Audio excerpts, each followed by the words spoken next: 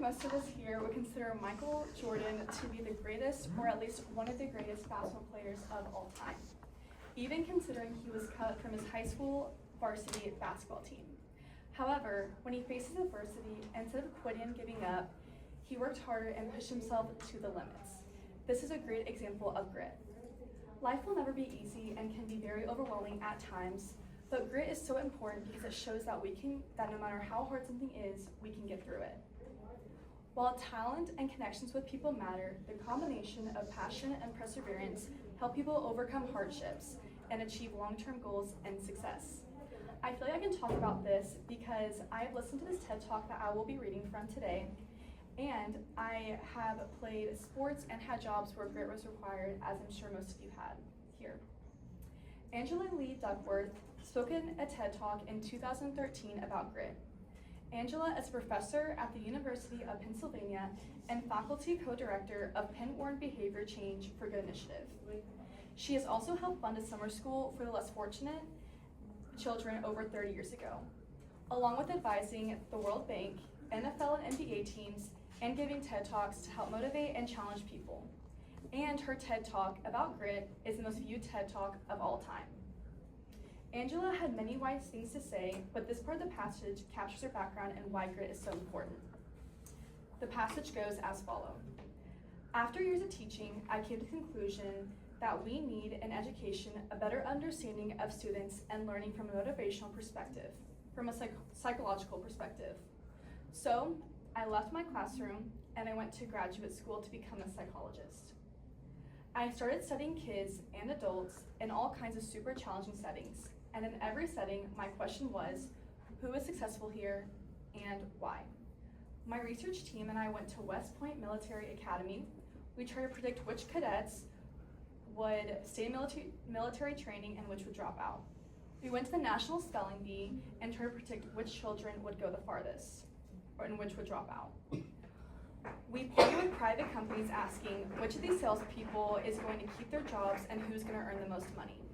In all those very different contexts, one characteristic emerged as a significant predictor of success. It wasn't social intelligence, it wasn't good looks, it wasn't physical health, it wasn't IQ, but it was grit. Grit is passion and perseverance for long-term goals. Grit is having stamina. Grit is sticking to your future day in, day out, not just for a week, not just for a month, but for years, and working really hard to make that future reality. To me, the most shocking thing about grit was how little we know, how little science knows about building it. Our data show very clearly that there are many talented individuals who simply do not follow through their commitments. In fact, in our data, grit is usually unrelated or even inversely related to measures of talent. That's the work that stands before us. The intention of this author is to change the way that we view success. Some people might think success comes from the grades you make at school, how well you perform in your sports, your gifts and talents, or the job you get out of college. But really, success doesn't rely on any of that. But from this perspective, it's the power of grit. The author goes out of her way to point out that this is not just opinions, but also based on research that she did on the United States Military Academy at West Point and National Spelling Bee. As we see through this, we need to change our mindset and our society standards. We need the mindset of growth instead of a fixed mindset, because when you have a fixed mindset, it's when you tend to fail and want to quit from that. You have to be willing to fail and not give up toward your goal. You have to start building habits in your everyday life and not just roaming by life day by day. Some habits you can implement is showing up to class when you don't feel like it, not procrastinating on your assignments, but getting them turned in on time or early, finishing a task instead of starting it, then delaying and forgetting about it. It is important to finish what you start, and the last one is being able to accept feedback without getting hurt, demotivated, or wanting to quit. These small habits show grit and will show through our actions and choices that we make every day. This can also be a lot of information to think about, so one way to handle hard situations is to have a mentor. Someone who is older and has been through adversity and shown grit, having someone encourage you when you want to quit on yourself or others. And this is a very easy way to start when you're in college or even about to graduate, and this can be with a professor, a parent of another student, or even an older college student. Now, as a community and students going through life, we must encourage perseverance and know that we can get through hard things.